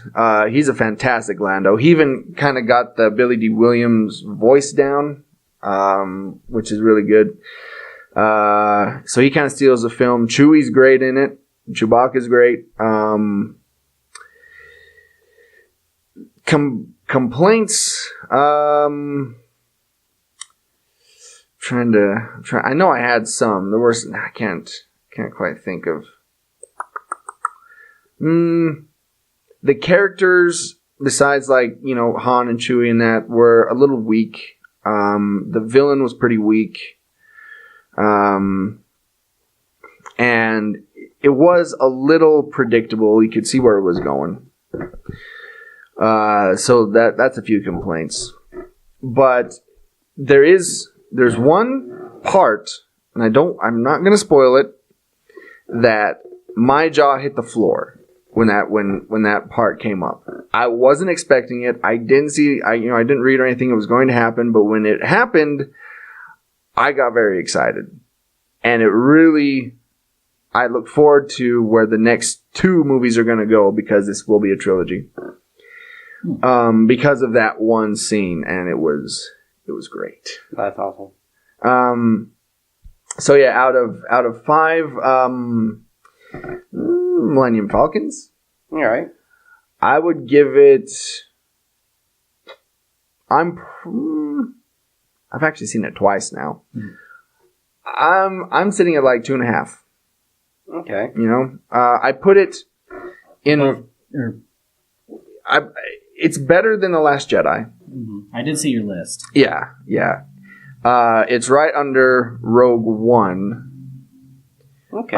Because those 2 movies, I think, are very similar. Rogue One and Solo, they're very similar in tone. But it's like out of all 10 Star Wars films we've had now, I think I ranked it number 6 or 7. One of the 2. That's not too shabby. So yeah, I mean, it's definitely worth a watch. Don't listen to the negative, commenters or anything like that, or what it's getting. I personally think if you're a Star Wars fan, you're gonna like it. Go see it, even if you have to see it solo. So I just want to clarify something real quick. You liked Deadpool 2 more. Yes. Whoa! Okay, I did. This is making my day. I did. I know. Okay, cool. I just wanted to know that. Okay. It was like AJ coming back from Man of Steel 2 saying, I really liked it. It was amazing. Guys. I know, it's a big day. Like butterflies. And now AJ has butterflies. Oh, man. It's a big day for all of us. Speaking of a big day, Infinity War. We can finally talk about this. Yes. Infinity War, Thanos' big day. It was his movie. Yeah. So what? It was. Yeah, so let's talk about our thoughts and feelings on Infinity War, since the first time we've all been together since it came out. We've been waiting for you. It's been very difficult. Yeah, sorry. Well, and plus, we've now given it a good amount of time for a reasonable person to see. If you haven't seen it by now, and you get mad that we're going to have spoilers in here, you need to just... Yeah, that's on check you. yourself. Yeah, this is your fault. That's all you, bro. So, first of all, let me say, if you don't know the plot, this is the movie that's been culminating for the last 10 years. We've seen the Infinity Stones scattered throughout the Marvel Universe. We've seen Thanos here and there, but now he has come to collect the Infinity Stones so he can destroy half the population of the universe so that the rest of the population can thrive and live. Yeah. Because the universe has finite resources, and we're going to use them up, so if half the population is gone, they'll last. Resources will last. Which is kind of, I don't know, that logic to me actually made perfect sense. And I was just like, me too. Yeah, I mean, I'd be cool with it. Yeah. It's like, no, I can see it. Yeah. I mean, as long as I get to be the one that lives, right? I can see it. Yeah. So, man, where do you want to start? I think I would like to start with some of the different combinations of characters. We'd all, talking about this to begin with, we'd all talked about, we'd love to see these characters team up. We'd love to see these team up. And kind of how they made their entrance, as well as, because they all got plenty of screen time. Yes, everybody did. Which was pretty impressive to do. That's a feat in and of itself. But also the group ups, or the team ups. Yeah, I do like that they didn't just have everybody all together in one room. They had, it was split up and sliced evenly to... Yeah. I think they're waiting to do that for the next one. Mm-hmm. I think then they'll have everybody together once everybody comes back to life. Yeah. We don't know. And that's another thing that I didn't like about this movie. No, we do know. They'll come back. If it follows the comics. Yeah, they'll come back. Well, and if we look to see, oh wait, they're going to do another movie. Yeah. Anyway. So I'll have to see how the direction they go with the next movie. But did you guys feel like this movie was kind of rushed? And I was surprised that he got every single Infinity Stone before the end of the first movie. Like, they should have split it up. Oh, he gets 2, and then he gets 2 in the next movie, and then that's when. Well, but then you wouldn't get as long of a time to see him have all power. You mean sitting and watching a sunset? Yes, exactly. No, but like then he can do his bidding, and he's untouchable, or so we think. I thought about that. How he got those Infinity Stones real quick. And there's some that we didn't even see that he got. Yeah, he started out with 1. What the heck is that about? But the more I thought about it, the more I was like, well, I mean, I understood why they did it. Because you have to set up the next film, and it's going to be pretty much, this unstoppable force of Thanos, and how in the world are you going to beat this guy now he has all the stones? Right. So I understood it that way, but you're right. It was interesting that he got them all in that film. It is kind of funny that it's like a 2.5 hour movie, almost 3 hour movie, and we're like, it felt rushed. Much like this podcast at this point. Yeah. But that's okay. So the team ups you were talking about. I liked how they kind of split some of them up. Particularly Thor, Groot, and Rocket. Yeah. I thought that was great. That was. They had a fantastic storyline. And their own adventure. Their own little adventure. I liked, because a lot of them split up as far as like when the battle started taking place. Right. Like Black Widow and what's her face? Scarlet Witch. No, and the black lady from Black Panther. Well, that's going to be a bit more specific. The guard. I can't remember her name now. Dang it. Anyway, yeah, they teamed up. That was pretty cool. I liked. One of my favorite scenes is when the Black Order came and tried to get the stone out of Vision's head. He was with Scarlet Witch. Yeah. They're having their little thing. And I really liked the reveal of Captain America. When he showed up, I thought that was really cool. I liked that those Captain America, Black Widow, and Falcon pretty much owned those two. I thought that was really cool. Completely destroyed them. Thought that was awesome. I'm trying to think of some other team-ups that happened. War Machine and Falcon. That was kind of interesting. Yep. So they did a lot. I liked the dynamic between Iron Man and Doctor Strange. I thought that was a great dynamic. Those two, both have egos, and putting them in the same room. Yeah, and they both think that they're right, and it was a great play off of each other. I even thought they had like an awesome plan, but then Star-Lord. Freaking Star-Lord. Freaking Star-Lord had to mess it all up. Yep. Oh my gosh, that made me so freaking mad. And I know it's a movie, but I wanted to yell so loud. They were so close. Spider-Man had that gauntlet off. Yeah. He had it off of him. Yeah, that bugs me every time I see it. But that fits right into Star-Lord's character. Because he's very brash. Driven. He's driven by emotion. He's very in the moment. Yes. Yep. Screw big picture. This is what I want now. And I'm angry now, and yeah. So it worked. I can't think of another character that they really could have done that, utilized in that way. Yeah.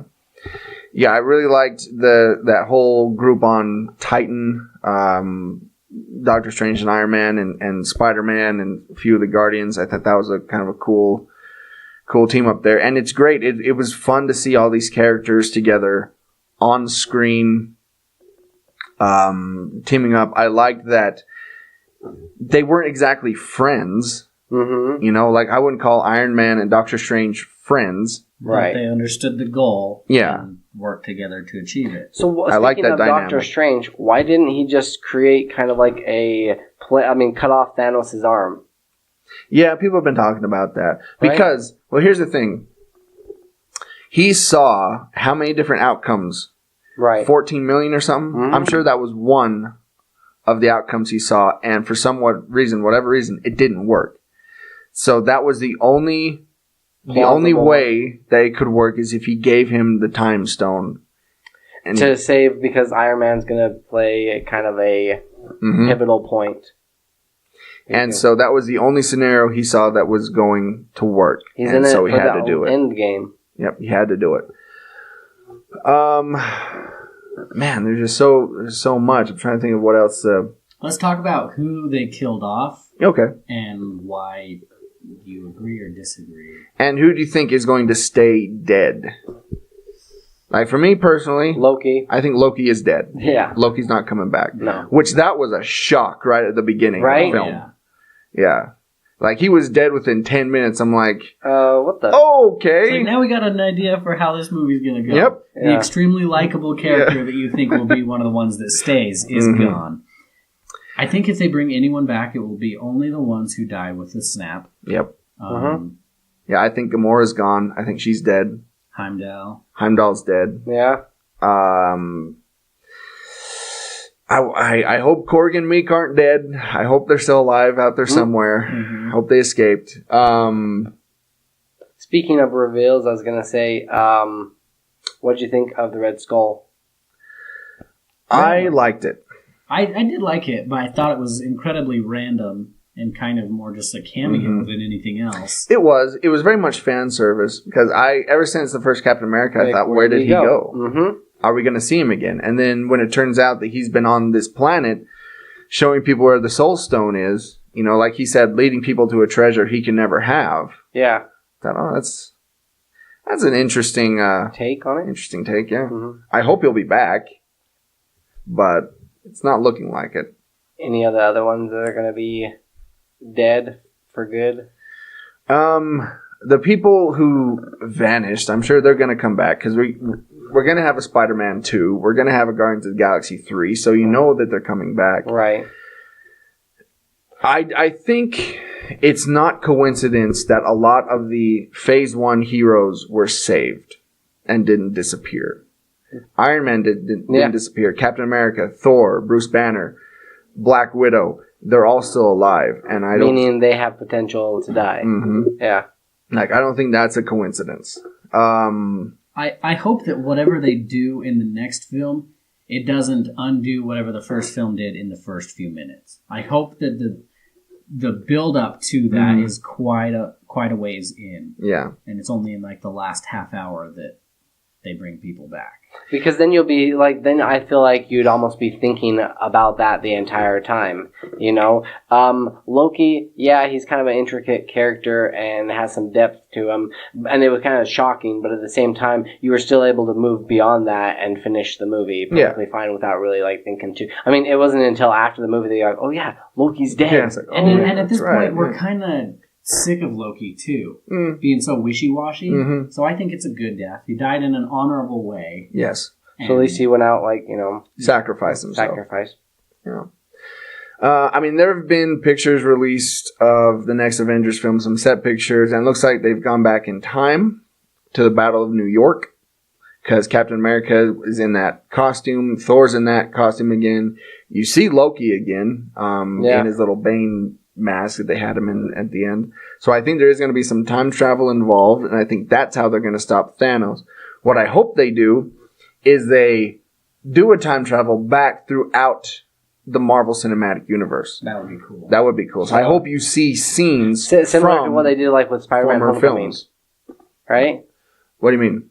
Where you see it from his perspective, you kind of see, you know, they went back to that fight scene. Oh, before Civil War. Oh, yeah. I see what you're saying. Yeah. Yeah, but, and it's like a little kind of homage or trip down memory lane of the last 10 years. I hope that they kind of do that. I think that would be cool. So that's your prediction to what they're going to do? That, and also that they go Nick back in time. Fury's going to lead the charge. in this whole universe. I don't think it's Nick Fury. I think it's Captain Marvel. Yeah. Right? It's gotta be, because that's who the call was placed to in the last, which is basically, or either that, or that's just leading up, like that's just a end credit scene for her own film. Yeah. I think she'll have a big part to play in this next one. I think she's going to be kind of the tipping point of them winning or losing. I think my prediction, which I don't hope that this happens, but I could definitely see it happens, and I'm usually pretty good at guessing movie plots. I think, because you know how there's that scene where Doctor Strange is looking at all the outcomes? I think that this is just a vision of an outcome. And I think part of it is going to be like him coming back and be like, all right, we're not going to do it this way. Yeah. Like basically undoing everything. I hope that's not the route they go. Yeah.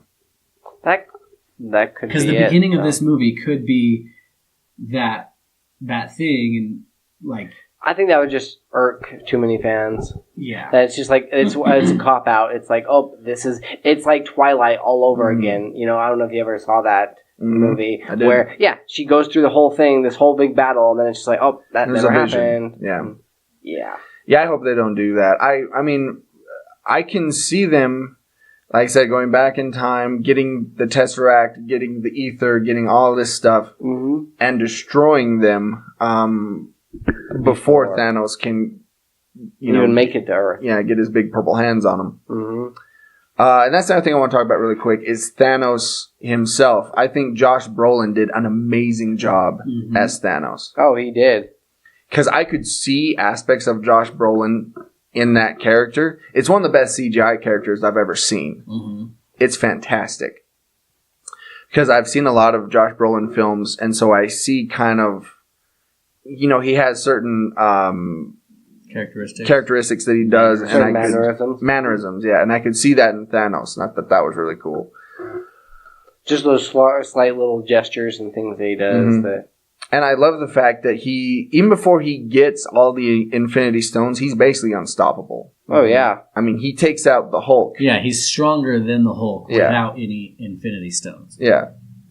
Which only makes it even a more daunting task for the Avengers. Right? Because now he's got all this other power. But yeah, and so in the whole rank of everything, it's not my favorite Marvel film. I think that's still Winter Soldier.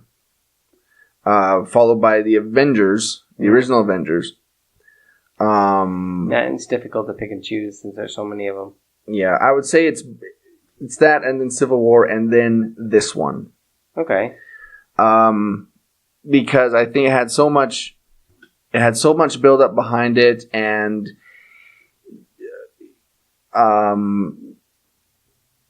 it was. I'm trying to think what I'm trying to say here. I think the reason I like the original Avengers more is because that was the first time that we saw like the big team up, and so we've seen the team up before, and it's cool to see everybody on screen at the same time, right? But it didn't have that same feel. That it didn't have the same feel. Time. Yeah, that's what I was trying to say. It didn't have that same feeling.